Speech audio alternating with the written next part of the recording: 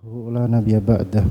اللهم صل وسلم وبارك على عبدك ونبيك محمد وعلى آله وصحبه ومن اتبعهم بإحسان إلى يوم الدين وسلم تسليما مزيدا.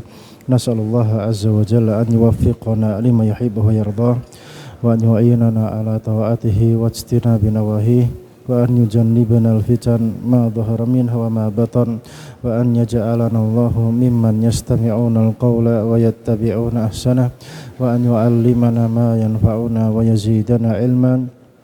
اللهم يا معلم إبراهيم علمنا، اللهم يا مفهم سليمان فهمنا، اللهم فقهنا في الدين وعلمنا تأويل. اللهم إنا نسألك علما نافعا ورزقا طيبا وعملا متقبلا. اللهم إنا نعوذ بك من العجز والكسل والجبن والبخل والهرم وعذاب القبر.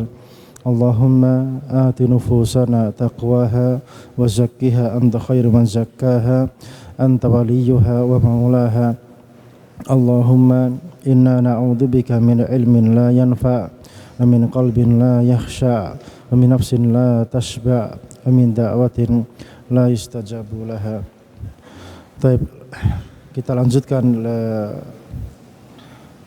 Al-Ghurar min Mawqufi Al-Athar, karya Fadilatul Syekh Shalih Al-Utsaimin hafizahullah taala wa ra'ah. Dan sekarang kita masuk ke Al-Ghurrah yang ketiga. Na'am, iqra. Bismillahirrahmanirrahim. Alhamdulillah wassalatu wassalamu ala Rasulillah. Allahumma ighfir lana wa li masyayikhina wa li walidina wa li jami'il muslimin. Amma ba'du. Amin. Qala al-muallif hafizahullahu ta'ala Al-Ghurratu thalithatu an Uthman bin Affan radhiyallahu anhu annahu qala wallahi la in qatalta rajulan wahida laka'annama qatalta an-nasa jami'a. Rawahu Sa'id bin Mansur an Abi Hurairah radhiyallahu anhu wa fihi qissah wa isnaduhu sahih. Wa Uthman bin Affan huwa Uthman bin Affan ibni Abi al-As ibni Abdul Asi al-Qurashi al-Umawi yukna Aba Abdillah wa Aba Amr wa yulaqabu bidhin nurain wa syahidid dar wa jami'il Qur'an. Tuwfiya sanata 35 bil Madinah.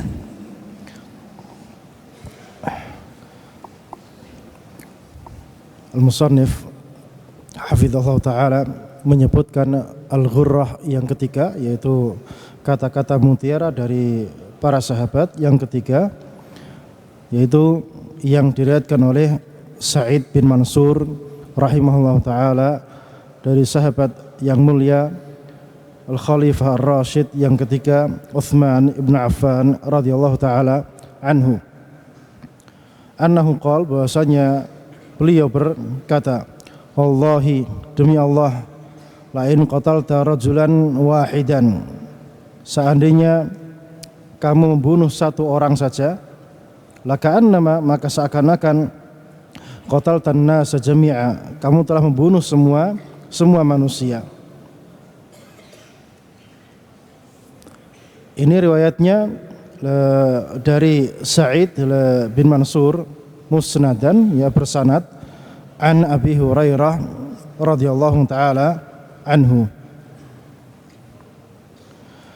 Wa fihi qissah, dan di dalam riwayat Abu Hurairah ini ada kisah yang terkait dengan ucapan Uthman bin Affan radhiyallahu taala anhu. Dan ini kisahnya terkenal dengan haditsatu ad-dar atau yaumu ad-dar, yaitu hari ketika terjadi pengepungan Uthman bin Affan radhiyallahu taala anhu di akhir era khilafahnya, ketika terjadi pemberontakan oleh orang-orang Khawarij, yang dipimpin oleh siapa? Dipimpin oleh Abdullah bin Saba al-Yahudi, mantan Yahudi yang pura-pura masuk Islam.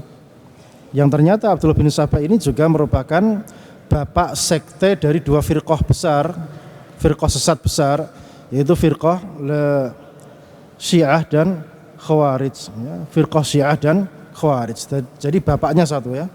Jadi Syiah dan Khawarij ini bapaknya pendirinya satu, siapa? Abdullah bin Saba al-Yahudi dari Yaman. Ya, makanya tidak heran orang-orang Haraki, orang-orang pergerakan, orang-orang Khawarij dengan berbagai macam modelnya, baik yang Banaiyah maupun Qutbiyah maupun Sururiyah, ya, mereka akan punya kedekatan dengan orang-orang Syiah. Aysod hada. Aysod hada. Hah? Yani la samah yani yumsik al-kalam yani. Sod yani yadur ad-dars yani. Taib. Jadi kisahnya yang dikisahkan oleh Abu Hurairah radhiyallahu anhu, bahwasanya Abu Hurairah radhiyallahu anhu waktu itu menjumpai Utsman bin Affan radhiyallahu anhu di mana di rumahnya, yang waktu itu sedang terkepung oleh orang-orang Khawarij yang berasal dari Mesir, yang berasal dari Mesir. Maka Abu Hurairah radhiyallahu anhu berkata kepada Utsman bin Affan radhiyallahu taala anhu, "Ya Amirul Mukminin ala dhirab. Ya Amirul Mukminin ala dhirab. Wahai Amirul Mukminin, kenapa kita tidak sikat saja? Kenapa kita tidak hadapi dengan pedang saja?" Faqala, maka Utsman bin Affan radhiyallahu anhu berkata, "Ya Abu Hurairah, wahai Abu Hurairah, ayasurruka an taqtulan nasa jami'a wa iyaya ma'ahum?" Apa kamu suka kamu bunuh semua manusia dan saya terlibat di situ? Apa kamu suka, kamu mau membunuh semua manusia dan saya terlibat di situ? Ini ucapan siapa? Ucapan Utsman bin Affan radhiyallahu taala anhu. Qala faqultu, maka aku berkata, kata Abu Hurairah radhiyallahu anhu, la, tidak, ya, saya tidak mau membunuh semua manusia. Faqala Utsman, maka Utsman bin Affan radhiyallahu anhu menjawab, wallahi, demi Allah, lain qatalta rajulan wahidan, seandainya kamu membunuh satu saja orang, ya, satu orang saja, laka'annama qatalta an-nasa jami'a, maka seakan-akan kamu telah membunuh semua manusia. Ini jeluntrut atau asal mula munculnya athar ini, ya. Ceritanya munculnya athar ini. Jadi asar yang kita bahas apa? Ucapan Utsman, beliau mengatakan apa? Radhiyallahu anhu, wallahi la in qatalta rajulan wahidan laka'annama qatalta an-nasa jami'a. Demi Allah, seumpama kamu membunuh satu orang saja, maka seakan-akan kamu telah membunuh semua manusia. Jadi kisahnya terkait dengan apa? Kisahnya terkait dengan kejadian pengepungan Utsman bin Affan radhiyallahu taala anhu. Naam. Jazakallahu khairan. Baik. Jadi seakan-akan kamu telah membunuh semua manusia. Jadi di dalam athar ini, di dalam riwayat ini ada pembahasan yang penting, yaitu menjaga darah kaum muslimin. Pentingnya menjaga darah kaum muslimin tidak tertumpahkan, ya, tidak tertumpahkan. Walaupun cuma satu orang saja. Walaupun cuma satu orang saja. Karena membunuh satu darah seorang mukmin saja, membunuh satu nyawa muslim saja, itu seakan-akan sama seperti membunuh semua manusia. Dan ucapan Utsman bin Affan radhiyallahu anhu ini tidak jauh dari firman Allah Subhanahu wa taala dalam surat Al-Maidah ayat 32. Allah taala berfirman, "Min ajli dzalika katabna ala bani Israil annahu man qatala nafsan bighairi nafsin aw fasadin fil ardi faka'annama qatalan nasa jami'a." Oleh karena itu, katabna ala bani Israil, kami membuat ketetapan atas Bani Israel, membuat sebuah peraturan atau undang-undang atau sebuah kewajiban. Isinya apa? Annahu man qatala nafsan bighairi nafsin aw fasadin fil ard. Siapa yang membunuh satu nyawa saja bighairi nafsin, yang tanpa ada alasan yang jelas. Karena alasan bolehnya orang itu dibunuh apa? Karena dia telah membunuh seseorang, maka dia halal darahnya. Aw fasadin fil ardi, atau dia membuat kerusakan di muka bumi, maka ini juga darahnya halal. Tapi yang membunuh siapa? Al-gojo dari penguasa kaum muslimin, tidak sembarang orang yang mengeksekusi. Sampai sini paham? Ya, ini ketetapan yang diwajibkan atas Bani Israel, nggak boleh bunuh siapapun. Jika tidak ada dia telah membunuh seseorang atau misalnya membuat kerusakan di muka bumi ini. Faka'annama qatalan nasa jami'a, maka siapa yang membunuh satu orang, satu nyawa tanpa alasan yang jelas, tanpa ada alasan syar'i, maka seakan-akan dia telah membunuh semua manusia. Seakan-akan telah membunuh semua manusia. Jadi alasan syar'i boleh membunuh seseorang itu kapan? Ada 3 ya. Apa saja? Apa saja? Kapan boleh membunuh seseorang? An-nafsu bin nafsi, jika dia telah membunuh seorang tanpa ada dasar. Yang kedua, as-sayyibu az-zani, orang yang telah muhsan kemudian dia berzina dan saksinya lengkap 4 orang atau dengan ikrar pengakuan dia. Yang ketiga siapa? Ya? At-tariqu lidinihi al-mufariqu lil jamaah, orang yang murtad dari agamanya. Ini 3 model orang yang berhak dihabisi nyawanya, tapi itu dengan ketentuan syar'i. Ketentuan syar'i. Negara Islam, kemudian ada penguasa kaum muslimin menerapkan undang-undang ini, kemudian menetapkan al-gojo, menetapkan eksekutor yang hanya dia yang boleh melakukan perkara tersebut. Dan di dalam ayat ini ya, disebutkan 2 alasan bolehnya menghabisi nyawa seseorang, yaitu siapa? Yang membunuh seseorang tanpa hak, kemudian yang berbuat kerusakan di muka bumi ini. Ya, berbuat kerusakan di muka bumi ini juga berhak untuk dieksekusi oleh negara. Jadi yang berhak mengeksekusi siapa? Negara yang berkuasa, tidak sembarang orang. Tidak boleh ada orang yang asal main hakim sendiri. Ini haram hukumnya dalam agama kita. Bahkan negara kita itu juga mengatur masalah ini, bahwasanya main hakim sendiri itu tidak diperbolehkan, ya atau tidak? Ya, tidak diperbolehkan, tidak diperkenankan. Yang jadi pertanyaan sekarang, kenapa membunuh satu orang kok seakan-akan membunuh semua manusia? Ada 2 kemungkinan. Yang pertama, karena dia telah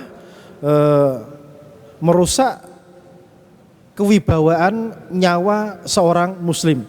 Jadi darah dalam agama kita itu sangat dijaga. Tidak hanya darah muslim saja, darah orang kafir terlindungi dalam negara Islam. Darah orang kafir terlindungi dalam negara Islam. Man qatala mu'ahadan lam yaruh raihata al-jannah. Siapa yang membunuh orang kafir yang dalam kondisi ada kesepakatan dengan kaum muslimin, maka dia tidak akan mencium bau surga. Berarti orang kafir masuk di negara Islam aman atau tidak? Aman. Jadi Islam itu sangat menjaga nyawa untuk tidak terbuang sia-sia begitu saja. Makanya ketika syariat Islam itu ditegakkan, maka negara itu menjadi tentram, aman dan damai. Dan syariat kita itu tidak akan terlaksana di muka bumi manapun jika manusianya belum paham dengan syariat agama kita. Artinya hanya sekedar ayo kita tegakkan syariat, ya ini sampai kiamat gak bakal terjadi. Sampai sini paham? Ayo kita tegakkan khilafah Islamiyah, ayo kita tegakkan syariat Islam, ayo kita tegakkan gini-gini, pas dia dapat kekuasaan diam 1000 bahasa. Ini sudah banyak, tidak 1-2 orang saja, sudah banyak seperti itu. Karena apa? Syariat kita ini tidak akan tegak tanpa manusianya belajar agama Islam. Makanya ketika di kota Madinah Syariat Islam itu tegak atau tidak? Tidak tegak. Tapi ketika di kota Madinah tegak atau tidak? Tegak. Karena apa? Manusianya sudah belajar agama Islam dari sumbernya langsung. Maka tidak susah menegakkan agama Islam secara pribadi maupun kekeluargaan maupun secara negara. Itu sangat mudah. Ya, tapi sekarang hanya semangatnya tok, ya. Allahu Akbar, ya, kita tegakkan syariat Islam. Ini sampai kapan? Nggak bakal terjadi. Itu hanya jadi apa? Komoditas politik saja, hanya menjadi apa? Komoditas untuk mencari keuntungan duniawi saja. Ya, seperti contohnya Ustadz Kiamat itu, ya. Ceramahnya Kiamat, terus ternyata dia buat apa? Buat kapling rumah kiamat, ya. Kapling apa? Kapling kiamat. Kapling desa aman dari kiamat. Ujung-ujungnya apa? Duit, ya, ujung-ujungnya duit. Makanya tatkala dakwah itu tidak lurus di atas metode manhaj yang benar, maka akan disalahgunakan, akan dimanfaatkan untuk kepentingan yang sifatnya duniawi. Dan kita di dalam dakwah, mendakwahkan agama yang hak ini, kita diperintahkan untuk mendakwahkannya tanpa mencari keuntungan duniawi. Jika kita ingin keuntungan duniawi, maka dengan cara usaha, dengan cara bekerja. Dengan cara usaha, dengan cara bekerja, entah bertani atau beternak atau berdagang atau apa lagi. Itu kan sumber-sumber ma'isyah, ya. Sumber-sumber ma'isyah. Atau ngajar seperti ini juga bisa, ya. Jadi dosen, jadi ustadz di pondok kan dapat gaji.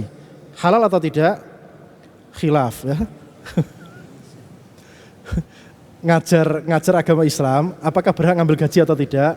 Ini ada khilaf. Ujroh ngaji seperti ini itu ada khilaf. Ada yang mengharamkan, ada yang membolehkan. Yang mengharamkan banyak, ya, ulama kibar.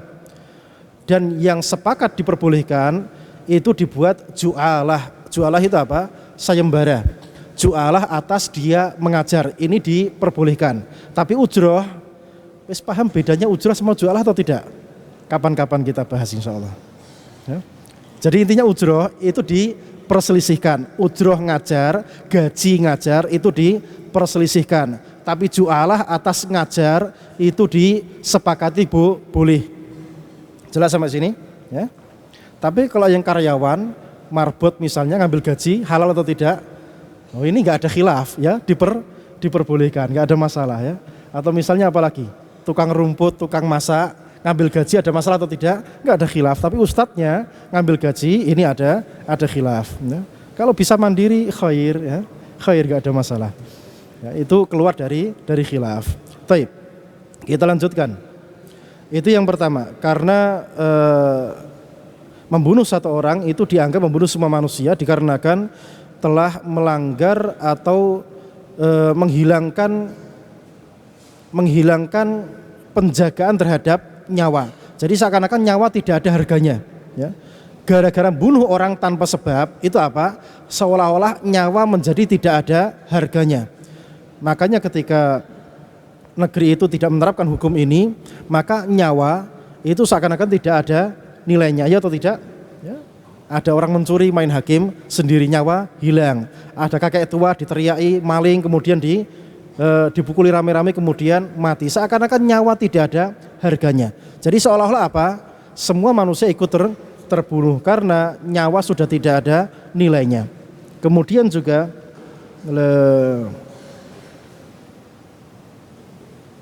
dikarenakan orang membunuh satu orang tanpa sebab, dia digambarkan seakan-akan membunuh semua manusia, dikarenakan dengan itu dia menghasilkan laknat dan murkanya Allah Subhanahu wa ta'ala.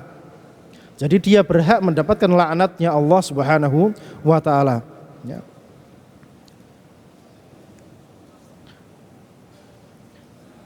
Karena perkara ini, maka Utsman bin Affan radhiyallahu ta'ala anhu tatkala dikepung di rumahnya mau dibunuh sama orang-orang Khawarij, ya. Orang-orang Khawarij, orang-orang yang hendak merebut kekuasaan, maka Abu Hurairah radhiyallahu anhu masuk menjumpai Sayyidina Utsman bin Affan radhiyallahu taala anhu. Ya. Wahai Amirul Mukminin, kenapa tidak kita sikat saja? Kenapa tidak kita perangi saja? Kenapa tidak kita serang mereka? Maka Utsman bin Affan radhiyallahu taala anhu menolak perkara tersebut. Padahal Utsman bin Affan seandainya mau nyikat mereka, halal atau tidak? Halal. Karena penguasa yang sah, kemudian mau direbut kekuasaannya, maka dia secara syar'i itu berhak mempertahankan kekuasaan yang hendak apa? Yang hendak direbut oleh pemberontak. Itu hukum asalnya. Itu hukum asalnya. Ini yang terjadi pada siapa? Pada Abdullah bin Zubair radhiyallahu taala anhuma, mempertahankan kekuasaan yang telah dia dapatkan. Ini tidak ada masalah karena apa? Itu hak syar'i, diperbolehkan. Namun di sini Utsman bin Affan radhiyallahu taala anhu menahan perkara tersebut. Karena apa? Nyawa lebih berharga. Mending beliau sendirian yang apa? Yang mati daripada banyak nyawa yang bergelimpangan di tengah-tengah kaum muslimin. Ya, ini termasuk apa? Sabar di atas sebuah maslahat walaupun mudarat itu menimpa dirinya. Jadi menimbang maslahat atau mudarat, ada mudarat yang lebih besar dan mudarat yang lebih kecil, maka diambil mudarat yang lebih kecil walaupun taruhannya adalah nyawanya sendiri. Ini yang terjadi pada Sayyidina Utsman radhiyallahu taala anhu.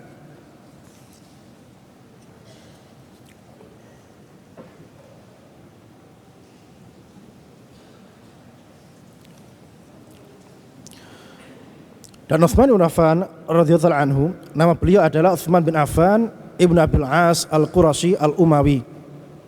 Ya, beliau juga seorang Quraisy. Beliau seorang Quraisy. Jadi Abu Bakar Quraisy, Umar Quraisy, Utsman Quraisy, kemudian Ali Quraisy. Hampir semuanya itu siapa? Quraisy. Ini nepotisme atau bukan? Jawabannya iya. Ya, jadi nepotisme dalam Islam itu diperbolehkan. Abu Bakar, Umar, Abu Bakar itu bapak mertuanya Rasulullah Shallallahu Alaihi Wasallam. Umar bapak mertuanya Rasulullah Shallallahu Alaihi Wasallam. Utsman menantunya Rasulullah Shallallahu Alaihi Wasallam. Ali menantunya Rasulullah Shallallahu Alaihi Wasallam. Bahkan setelah wafatnya Rasulullah Alaihi Wasallam, Umar menikah dengan anaknya Ali bin Abi Thalib.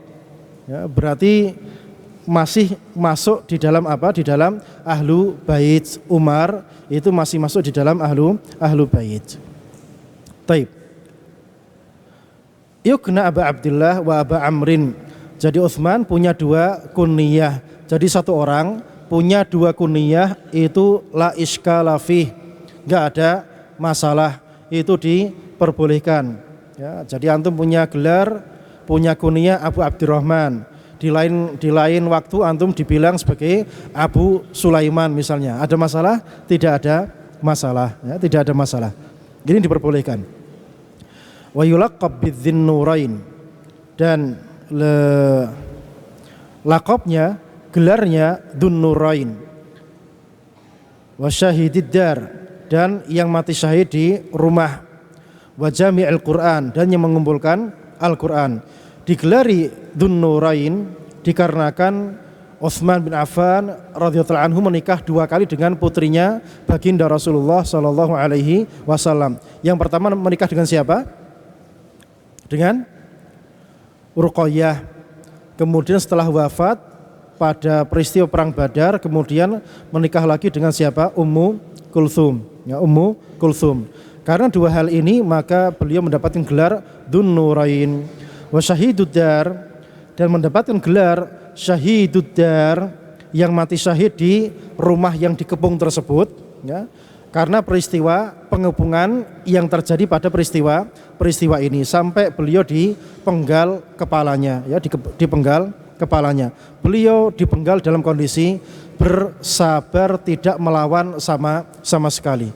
Bersabar karena berharapkan pahala atau janji dari Allah Subhanahu wa taala. Dan tatkala orang-orang Khawarij, orang-orang yang merebut kekuasaan, ya, orang-orang yang merebut kekuasaannya Utsman bin Affan radhiyallahu anhu, membunuhnya, maka darahnya Utsman itu jatuh ke mushaf Al-Qur'an, ya, jatuh di mushaf Al-Quran, dan jatuhnya pas kena ayat Al-Quran, fasayakfikahumullah,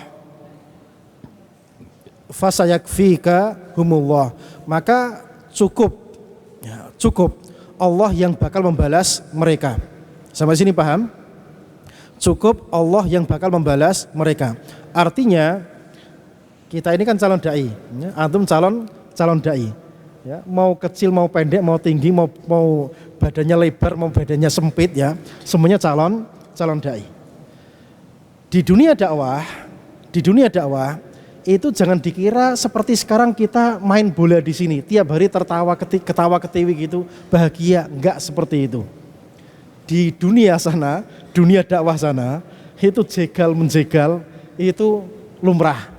Tusuk menusuk dari belakang itu banyak kejadiannya. Ya. Menjadi murid sendiri tiba-tiba keluar kemudian kemudian menusuk dari belakang. Ada atau tidak? Banyak. Ya, ini tidak hanya sekarang saja. Sejak zaman dahulu kala itu sudah terjadi seperti itu. Sejak zaman salaf, bukan sekarang tok. Sejak zaman dahulu kala. Artinya kalau terjadi kedoliman, merasa didolimi, diam, tutup mulut, nggak usah, ya, mulutnya nggak usah keluar sana, nggak usah keluar sini. Diam, nggak usah ditanggapi. Fasayakfikahumullah. Jelas sampai sini? Fasayakfikahumullah, entah ente masih hidup atau setelah ente mati. Fasayakfikahumullah. Makanya orang-orang yang kurang ajar kepada guru-gurunya, kepada syekh-syekhnya, atau kepada para dai, para ustadz, atau para dai Ahlus Sunnah wal Jamaah, maka segera bertobat. Ya, karena perkaranya bukan ringan. Perkara menyerang dari belakang, menghancurkan kehormatan seorang dai, ini bukan perkara yang ringan. Fasayakfikahumullah. Allah yang bakal membalasnya. Dan ini kisahnya tidak hanya 1, 2, 3, banyak kisahnya. Allah yang nanti bakal membalasnya. Makanya diam, tidak perlu membalas. Kalau membalas itu nanti merusak dakwah, membuat dakwah gaduh, membuat kaum muslimin menjadi lemah kekuatannya. Maka diam itu adalah cara terbaik. Dan ini bukan sekarang saja. Imam Bukhari rahimahullahu ta'ala, antum tahu Imam Bukhari? Imamnya para imam, Amirul Mukminin fil hadis. Tahu atau tidak? Amirul Mukminin fil hadis itu muridnya ribuan ketika duduk majelis. Ini antum berapa ribu sekarang? Paling enggak sampai 5.000 ya? Ada 5.000? Enggak ada. Imam Bukhari kalau duduk 5.000 orang. Itu pun di akhir hayatnya dituduh Dituduh akidahnya Jahmiyah. Akhirnya murid-muridnya habis, sisa 2 orang tok. Antum bisa bayangkan enggak? Asalnya 5.000, sisa 2 orang tok. Akhirnya Imam Bukhari keluar dari Khurasan, diantar sama siapa? Imam Muslim sama 1 murid yang lainnya. 2 tok yang antar keluar. Dan di tengah jalan beliau meninggal karena sedih. Orang punya murid banyak, tiba-tiba semuanya mencacinya, menuduhnya. Dan di tengah jalan Imam Bukhari menulis menulis kitab yang berjudul Khalqu Af'ali al-Ibad. Menulis kitab Khalqu Af'alil Ibad, untuk menjelaskan perkara fitnah yang menimpa Imam Bukhari rahimahullah ta'ala. Maka tatkala kitab ini sampai kepada orang-orang Khurasan, mereka menangis luar biasa. Penyesalan sudah tidak berguna. Sudah gak ada manfaatnya penyesalan. Akhirnya mereka mendatangi makamnya Imam Bukhari, sudah gak ada manfaatnya. Makanya jangan bermudah-mudahan di dalam menjatuhkan kehormatan seorang alim. Jaga lisan. Jaga lisan. Fasayakfikahumullah. Maka yang mentahdir Imam Bukhari sekarang namanya yatalasya, gak muncul di permukaan. Yang mentahdir Imam Bukhari mereka ulama kibar, bukan sekelas ente gini, cuma sanawiyah, cuma SMP atau ahli, enggak. Ulama kibar yang mentahdir. Yang muncul siapa? Yang diangkat oleh Allah Subhanahu wa taala Imam Bukhari. Sampai hari ini rawahu Bukhari, rawahu Muslim sampai kiamat kelak. Jadi intinya bersabar menghadapi perkara-perkara yang menimpa, itu perkara yang sifatnya wajib, nggak usah bales. Kalau diserang diam, ya, diserang diam. Makanya pernah saya ditanya sama Pak Keamanan, kenapa nggak membuat klarifikasi? Ya kalau nggak salah ngapain buat klarifikasi? Ya, soalnya kebenaran itu mau tidak mau akan muncul di permukaan dengan sendirinya. Makanya biar tidak terjadi kegaduhan dalam dunia dakwah, diam, nggak usah ikut-ikutan rame. Dah jelaskan perkara-perkara syar'i, buat program-program taksil ilmu syar'i, membuat program-program ngajar gimana cara tahsin dan sebagainya, itu ajarkan, sebarkan di tengah-tengah umat, itu yang bermanfaat daripada sibuk dengan membantah dengan sesama kawan sendiri. Ngajar ngaji boleh ngambil gaji atau tidak, namanya ustadz itu nggak perlu ngambil amplop dan lain sebagainya. Dah nggak usah ikut-ikutan, masalahnya masalah khilaf, ngapain dibuat rame gitu loh. Jelas sama sini? Masalahnya masalah khilaf, ngapain dibuat rame? Yang bilang haram ya tafadhol haram, yang bilang itu halal tafadhol bilang halal. Masing-masing punya hujah dan masalahnya khilaf mu'tabarah, jelas nggak ada masalah. Sibukkan dengan apa? Dengan taksil ilmu syar'i. Nggak usah sibuk dengan apa? Perkara-perkara yang sifatnya fitnah, kegaduhan di tengah-tengah kaum muslimin. Jika kita benar, fasayakfika humullah. Wa Jami'ul Quran, di antara gelar Utsman bin Affan radhiyallahu anhu adalah Jami'ul Quran, ya, Jami'ul Quran, yang mengumpulkan Al-Quran. Dikarenakan Al-Quran dikumpulkan dua kali, yang pertama pada era Abu Bakar As-Siddiq radhiyallahu anhu, kemudian yang kedua pada era Utsman bin Affan radhiyallahu anhu, dan sekarang mushaf itu dinisbatkan kepada Utsman ibn Affan radhiyallahu anhu. Jadi beliau mati dalam kondisi terpenggal kepalanya. Istrinya Nailah Al-Farafisah itu juga terpotong jari jemarinya, padahal istrinya yang mantan Nasrani ini, mantan budak Nasrani ini, wanita yang sangat cantik jelita, itu pun rela menemani suaminya sampai akhir hayat. Ini istri yang solehah, ya, istri idaman seperti ini, ya. Mendampingi suaminya apapun kondisinya, sampai tangan jari jemarinya terpotong oleh terhunusan pedang, juga tetap sabar menghadapi itu semua. Taib. Kita lanjutkan ke ghurrah yang berikutnya. Naam.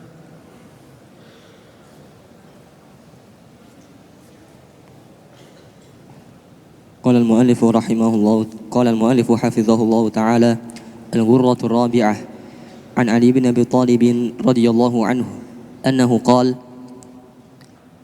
أحجب حبيبك هونا ما عسى أن يكون بغيضك يوما ما وأبغض بغيضك هونا ما عسى أن يكون حبيبك يوما ما.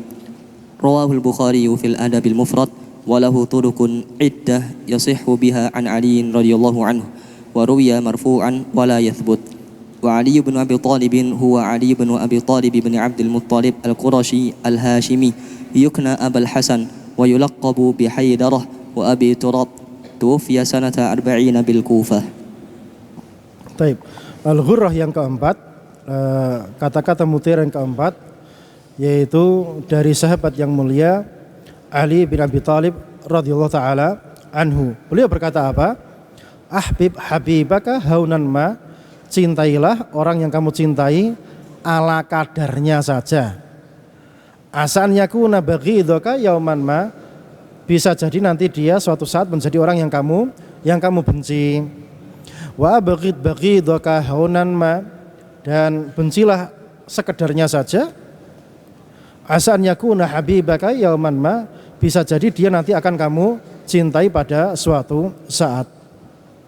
Rawahul Bukhari fil Adabil Mufrad. Ini riwayat Imam Bukhari rahimahullah ta'ala dalam kitab Al-Adab Al-Mufrad. Jadi beliau punya kitab Sahih, ya, As-Sahih Al-Jami', dan punya kitab Al-Adab Al-Mufrad, punya kitab Khalqi Af'alil Ibad, punya kitab At-Tarikh Al-Kabir, ya. Dan Adab Al-Mufrad ini untuk menjadi pembeda antara kitab ini dengan kitab Sahih Al-Bukhari. Karena kitab Sahih Bukhari di dalamnya juga ada pembahasan apa? Ada pembahasan masalah adab, ya. Ada pembahasan masalah adab. Jadi ini adab mufrad tersendiri terpisah dari adab yang ada di dalam kitab Sahih Al-Bukhari. Dan tatkala disebutkan fi adabil mufrad, ini menunjukkan Imam Bukhari jika disebutkan rawahul Bukhari, maka maksudnya apa? Kitab Sahih Al-Bukhari. Jika yang dimaksudkan adalah kitab yang lain, maka wajib disebutkan nama kitabnya, ya. Seperti Imam Ahmad, ya, rawahu Ahmad, maka maksudnya kitab apa? Kitab Al-Musnad. Berarti kalau pengen menyebutkan kitab lain selain Musnad, maka wajib disebutkan nama kitabnya. Misalnya rawahu Ahmad fi Az-Zuhdi misalnya riwayat Imam Ahmad di dalam kitab Zuhud, Jadi imam itu jika disebutkan namanya mutlak begitu saja, maka kitabnya yang dimaksud adalah kitab yang terkenal, ya, kitab yang terkenal. Walahu turuqun iddah, dan athar ini punya jalur yang banyak. Yasihhu biha an Ali, jumlah yang banyak tadi jika dikumpulkan naik tingkatan menjadi sahih, ya, saling menguatkan, maka dia bisa diterima atau makbul. An Ali radhiyallahu taala anhu, ya, dari Ali radhiyallahu taala anhu. Makanya antum kalau melihat hadis ini atau riwayat ini atau athar ini, terkadang antum akan mendapati yang mengatakan apa? Riwayatnya dhaif, ya atau tidak? Pernah lihat riwayat hadis athar ini? Belum, ya. Coba dicek di browsing aja, ya, di browsing nanti akan ada yang mengatakan riwayat ini dhaif. Tapi dhaif jika itu bersumber dari banyak rawi, maka dia naik tingkatan menjadi apa? Hasan li ghairihi. Misal, si fulan dhaif, fulan dhaif. Satunya di Sedayu, satunya di Bojonegoro, satunya di Malang, satunya di Pasuruan. Kemudian ditelepon dalam satu waktu, kabarnya sama. Kira-kira naik tingkatan atau tidak? Bisa naik tingkatan, ya. Jadi orang lemah kalau kabarnya kok sama, padahal zaman itu belum ada HP kan? Belum ada HP. Maka ini bisa naik tingkatan menjadi apa? Menjadi makbul, menjadi hadis yang diterima. Wa ruwiya marfu'an wa la yathbut, dan athar ini diriwayatkan dia marfu' sampai kepada Nabi SAW, namun ini tidak sabit, ya, tidak valid dari Nabi SAW. Di dalam athar ini ada perintah untuk sedang-sedang saja atau wasatiyah di dalam suka atau tidak suka, ya, di dalam suka atau tidak suka.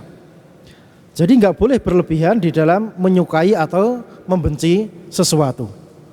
Apapun itu kita tidak boleh berlebihan, ya. Antum cinta Mahat Al-Furqan atau tidak? Cinta atau tidak? Bosan Ustadz, yang sedang-sedang saja, ya. Bisa jadi nanti balik ke sini lagi. Loh, kok ke sini lagi, ya? Biar tidak terlalu Biar tidak terlalu malu, ya kan gitu, ya. Antum cinta sama Mahat Al-Furqan, iya, maka yang sedang-sedang saja. Jangan sampai cinta mati, ya, nanti bisa jadi ada sesuatu yang mengecewakan, sakitnya tuh di sini, kan gitu. Ya, jadi intinya yang sedang-sedang saja. Nah, bagaimana caranya kita mencintai atau membenci sesuatu? Caranya kita cinta sesuatu ini dita'alik dengan cinta kita kepada Allah Subhanahu wa taala. Contoh, si fulan rajin sholat malam. Antum melihat orang yang rajin sholat malam, lama-lama cinta atau tidak? Lama-lama suka atau tidak? Suka. Itu yang diperintahkan. Jadi barometer kita suka tidak suka itu karena perkara syar'i, bukan perkara duniawi. Orang itu kaya, itu potensi bisnisnya besar, maka saya pengen mendekat sama dia, saya suka sama dia. Boleh atau tidak? Jika motifnya motif duniawi, maka tidak boleh, ya. Karena apa? Itu nanti akan merusak akidah yang tertanam di dalam dada kita. Karena kita diperintahkan hati kita terpaut dengan Allah Subhanahu wa taala. Mu'allaq billah, ya. Usahakan hati ini hanya terikat dengan Allah Subhanahu wa taala, tidak terikat dengan hal-hal yang lainnya. Yang lainnya sifatnya taba', ngikuti. Sifatnya apa? Ngikuti, bukan asas. Tapi kalau orang bisnismen biasanya apa? Dia suka sama itu, alasannya alasan, motifnya motif duniawi, motif bisnis. Ini yang merusak hati, yang merusak tauhid seseorang. Makanya orang itu tatkala hatinya itu mu'allaqun billahi azza wajal, maka tatkala melihat kesalahan tidak berat bagi dia ngomong ini salah. Tapi orang itu dia punya keterikatan dengan dunia, mau bilang hisab bid'ah kan nggak berani, ya atau tidak? Ya. Tapi orang tidak punya keterikatan dengan dunia, maka mau bilang hisab itu bid'ah ringan, nggak ada yang susah. Atau misalnya perkara-perkara yang lainnya. Jadi intinya kapan hati itu hanya terikat dengan Allah Subhanahu wa taala, menyampaikan al-haq itu tidak berat. Tapi tatkala hati masih punya keterikatan dunia, maka masih berat. Dan kita di dalam mencintai dan membenci barometernya perkara syar'i. Orang ini tidak jujur, maka kita boleh membencinya atau tidak? Wajib. Kenapa? Karena ini ada mukhalafah syar'iyah. Sampai sini jelas? Orang kaya bikin pelanggaran syar'i, kemudian sungkan menegur, ya, mau negur sungkan. Boleh atau tidak? Tidak boleh. Makanya jadikan hati ini hanya tertambat kepada Allah Subhanahu wa taala. Jadi kalau sudah nurut tunduk patuh kepada Allah Subhanahu wa taala, tidak ada penghalang apapun di dalam beramal, melaksanakan perintah dan menjauhi larangan-larangan Allah Subhanahu wa taala. Jadi kita cinta sama si fulan, benci sama si fulan karena ada perkara syar'i. Dia punya perkara syar'i, kita cinta sama dia. Dia ada mukhalafah syar'iyah, maka kita benci dia. Sebatas mukhalafahnya, bukan pada zatnya. Jelas sampai sini? Sebatas pada sifat atau perbuatannya, tidak pada personalnya. Jadi bencinya kita sifatnya parsial, sukanya kita sifatnya parsial. Yang wajib kita cintai secara mutlak itu siapa? Allah dan Rasulnya. Yang wajib kita benci secara mutlak itu siapa? Siapa? Setan, ya. Setan atau iblis. Setan atau iblis yang wajib kita benci secara mutlak, secara total, bukan parsial lagi, tapi secara mutlak, secara totalitas.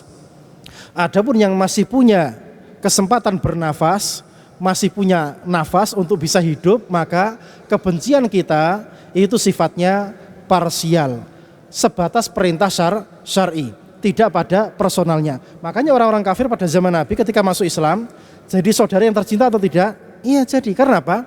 Barometer benci dan cintanya adalah perintah syar'i, bukan pada personalnya. Sampai sini jelas? Ya. Maka kalau personal yang dibenci dan dicintai, maka dendamnya itu sifatnya apa? Ngekor pada hawa nafsu, ya atau tidak?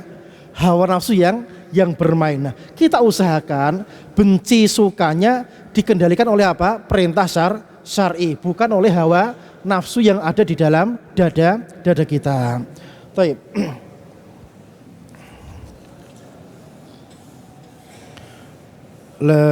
Ali bin Abi Thalib ini ma'ruf nasabnya, yukna Abul Hasan, digelari atau diberikan kunyah sebagai Abu Al-Hasan karena anak pertamanya bernama Hasan, anak kedua bernama Husain. Dan Hasan lebih afdol daripada Husain berdasarkan pendapat yang lebih kuat, dan punya laqab, punya gelar Haidarah wa Abi At-Turab. Haidarah ini artinya singa, atau bahasa lain singa ada nggak? Bahasa Indonesia selain singa? Cuma singa tok ya? Nggak ada bahasa yang lain? Nggak ada. Dalam bahasa Arab singa itu punya nama banyak: Asad, Fahad, Haidarah. Ini yang saya tahu ada 3. Padahal dia punya 5.000 nama. Punya 5.000 nama. Jadi orang Arab itu kalau ada sesuatu yang penting itu namanya jadi banyak. Namanya jadi banyak. Itu kalau penting. Ya, itu kalau penting dan berharga dan agung, maka namanya menjadi banyak. Maka antum melihat apa saja yang dia itu perkara besar, maka namanya banyak. Al-Quran namanya banyak atau tidak? Banyak. Hari kiamat namanya banyak atau tidak? Banyak. Apalagi? Kota Madinah namanya banyak atau tidak? Banyak. Kota Makkah banyak atau tidak namanya? Banyak. Pokoknya hal-hal yang penting itu namanya banyak. Sampai di negeri kita pun ya, para raja itu juga punya lakop yang seabrek. Karena apa? Lakop itu penting ya, lakop itu penting ya. Karena sesuatu yang penting itu punya nama yang banyak. Pangeran apa? Gelarnya penguasa Jogja apa? Ada yang tahu? Enggak ada yang tahu. Ya khair. Taib. Jadi beliau digelari sebagai Haidar yang artinya singa. Dan kenapa orang itu dinamakan sebagai singa? Dikarenakan punya sifat singa. Sifat singa yang paling menonjol itu apa? Syaja'ah, tidak takut apapun. Itu sifatnya singa. Makanya singa, ente todong senjata kayak gini, tetap ngejar, nggak bakal berhenti. Itu sifatnya singa. Nggak punya rasa takut blas. Itu sifatnya singa. Nah, orang yang punya sifat pemberani, tidak punya rasa takut sama sekali, itu diberi nama apa? Diberi namanya singa, Fahad atau Haidarah atau Asad. Wa Abi Turab ini gelar dalam bentuk kunyah. Ceritanya Ali bin Abi Thalib radhiyallahu anhu sedang ada masalah dengan istri tercintanya. Kemudian ngambek ya, ceritanya ngambek, kemudian tidur di masjid ya. Karena masjid zaman dulu itu masih apa? Masih beralaskan tanah ya. Jadi tidur di tanah, kemudian didatangi Rasulullah alaihissalam, kemudian dipanggil sebagai Aba Turab, kemudian terkenal dengan gelar ini sebagai Abu Turab. Ya. Dan ini juga menunjukkan bahwasanya dalam rumah tangga itu tidak mau akan ada peristiwa ketidakcocokan. Itu perkara yang sifatnya lumrah sekali. Ya. Perkara yang sifatnya lumrah. Nah, di sini apakah Rasul itu ikut campur? Ikut campur atau tidak? Enggak ya. Jadi nanti antum kalau jadi mertua ya, ketinggian ya jadi suami ya. Kalau jadi suami intinya enggak usah manggil-manggil keluarga besar kalau ada masalah. Yang istri juga sama, enggak usah manggil-manggil bapak dan ibunya, cukup selesaikan di internal. Enggak perlu bawa-bawa orang luar, dan Rasul enggak pernah ikut campur dalam masalah urusan rumah tangga anaknya. Itu perkara yang lumrah ya. Dan Rasul juga tinggalnya terpisah dengan anak-anaknya yang sudah berumah tangga. Jadi nanti kalau sudah punya istri, jangan dipaksa campur dengan mertua satu rumah, jangan. Itu melanggar perkara syar'i. Jadi istri itu punya hak untuk punya tempat tinggal sendiri yang terpisah dari mertuanya. Dan itu hukumnya hampir-hampir wajib untuk menyediakan tempat tinggal khusus untuk istri. Jadi kalau nanti antum menikah, nggak boleh dipaksa campur dengan siapa? Orang tua. Ustadz, biar bisa membantu birrul walidain, istri tidak punya kewajiban birrul walidain kepada orang tua, ente paham? Nggak ada kewajibannya. Enggak ada kewajiban. Kewajiban istri sama siapa? Sama suami tok. Sama orang tua tidak ada kewajiban. Sama keluarga laki-laki juga tidak ada kewajiban. Dah sama apa? Sama siapa? Sama ente saja. Jadi kalau nanti dirasani, istri kok gak pernah kumpul sama keluarga, ya gak ada masalah. Karena apa? Memang gak ada kewajiban. Tidak ada kewajiban. Yang wajib ya ente nyambung apa? Nyambung silaturahim dengan keluarga ente. Jelas sampai sini ya? Kita lanjutkan. Nah.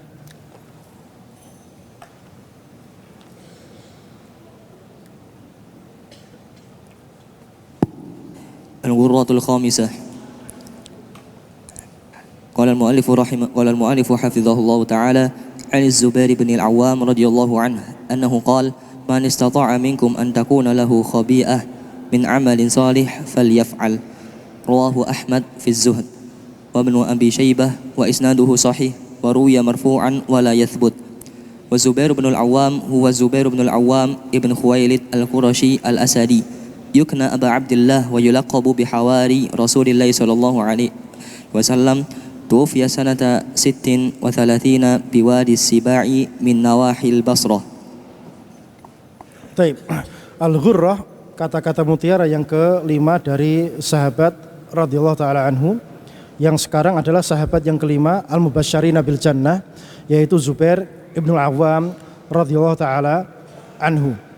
Annahu qala, bahasanya beliau berkata, man istata'a minkum an takuna lahu khabi'atun min amalin shalihin falyaf'al. Siapa yang bisa punya khabi'ah min amal saleh, siapa yang bisa untuk punya amal soleh yang tersembunyi, falyaf'al, maka hendaknya dia melakukannya.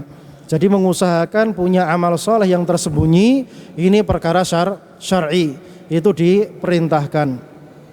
Rawahu Ahmad fi Zuhdi, riwayat Imam Ahmad dalam kitab Az-Zuhdi. Wa Ibnu Abi Syaibah, kalau disebutkan Ibnu Abi Syaibah maksudnya kitab apa? Kitab Al-Musannaf. Kitab Al-Musannaf. Musannaf yang terkenal ada dua, Musannaf Abdul Razzaq As-San'ani dan Musannaf Abu Bakar bin Abi Syaibah. Wa isnaduhu sahih, dan sanadnya ini sahih. Wa ruya marfu'an wa la yathbut, dan diriwayatkan secara marfu' ternyata tidak valid sampai kepada baginda Rasulullah sallallahu alaihi wasallam. Di dalam athar ini ada perintah untuk punya amal soleh yang tersembunyi. Amal soleh itu apa? Amal soleh itu adalah mengerjakan perintah. Dan perintah itu ada dua ya. Perintah yang sifatnya permintaan dan perintah yang sifatnya untuk ditinggalkan. Jangan berarti apa? Itu perintah atau bukan? Iya, itu perintah untuk meninggalkan sesuatu. Dan perintah itu sifatnya dua, ada jazm, ada ghairu jazim. Jazm itu berarti sifatnya wajib, ghairu jazim itu sifatnya tidak wajib. Itu semuanya adalah ketaatan. Itu semuanya adalah ketaatan atau amal soleh. Berarti kalau tidak ada dalilnya, maka dia masuk dalam amal soleh atau tidak? Tidak. Jadi amal soleh dikatakan amal soleh jika ada perintahnya. Jika tidak ada perintahnya, maka dia bukan amal soleh. Makan, minum itu amal soleh atau bukan? Makan, minum itu amal soleh atau tidak? Amal soleh atau bukan?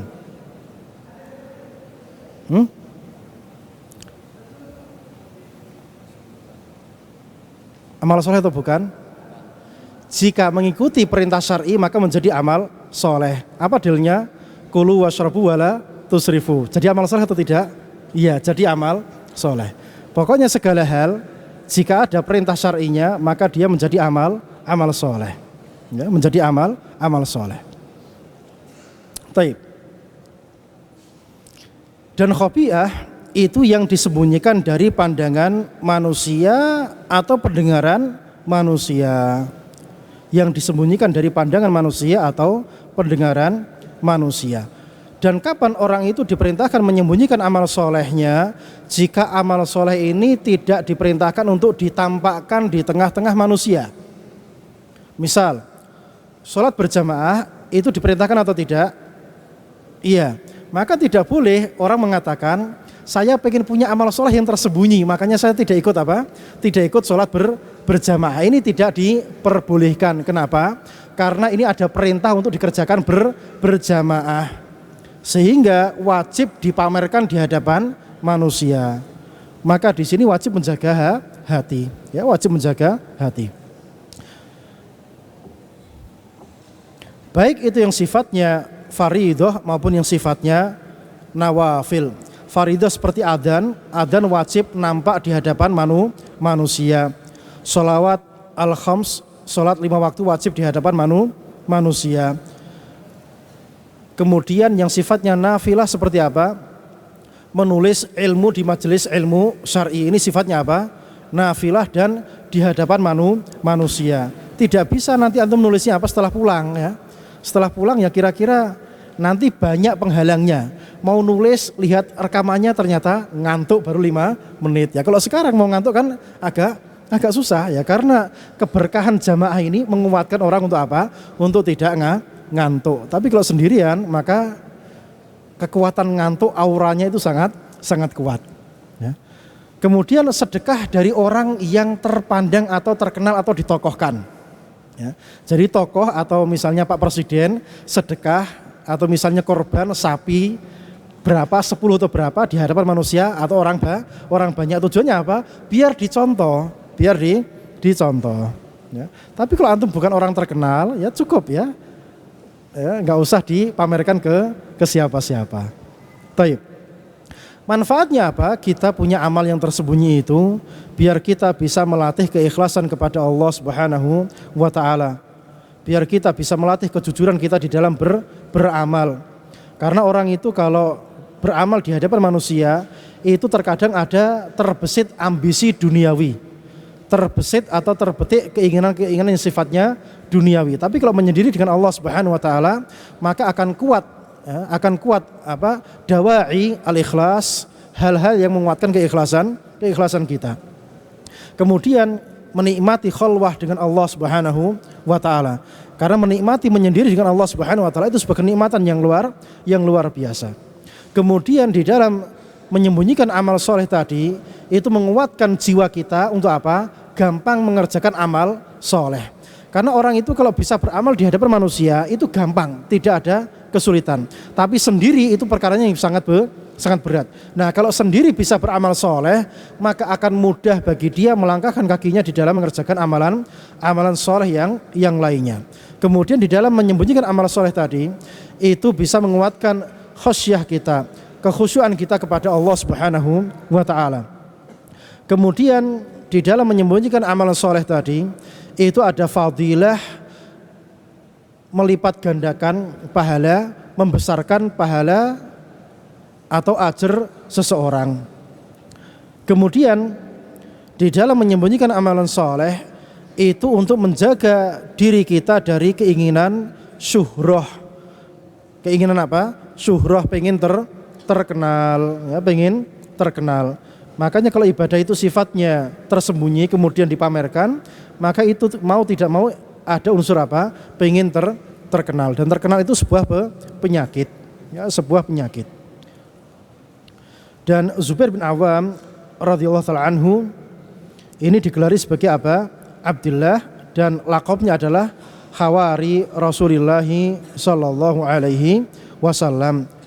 Beliau wafat pada tahun berapa? Pada tahun 36 Hijriah pada peristiwa perang apa? Siffin atau Jamal? Jamal atau Siffin? Ya, perang Jamal. Akibat rongrongan dari pasukannya Abdullah bin Saba al-Yahudi yang berusaha mengadu domba antara pasukannya Ali dengan pasukannya Aisyah radhiyallahu taala anhum. Ya, ini bolak-balik wong Yahudinah ya. Ini menjadi penyakit ya. Abdullah bin Saba ini pendiri 2 sekte sesat terbesar dalam agama Islam, dan ini nanti bertahan sampai hari kiamat. Khawarij ini akan muncul terus sampai hari kiamat. Kullama dhahara qarnun qutiat. Setiap kali mereka muncul akan dibasmi hatta yalhaq akhirum bid-dajjal. Sampai yang terakhir dari Khawarij ini menjadi pengikutnya siapa? Pengikutnya Dajjal. Berarti Khawarij sampai kiamat ada atau tidak? Jawabannya ada. Ya, jawabannya ada. Tidak akan hilang dari muka bumi ini. Demikian kurang lebihnya. Ada pertanyaan? Fadhol. Tidak ada. Kita cukupkan sampai di sini. Kita tutup dengan doa kafaratul majlis. Subhanakallahumma bihamdika asyhadu an la ilaha illa anta astaghfiruka wa atubu ilaik. Wa sallallahu ala nabiyyina Muhammad wa ala alihi wa sahbihi wa sallam. Assalamualaikum warahmatullahi wabarakatuh.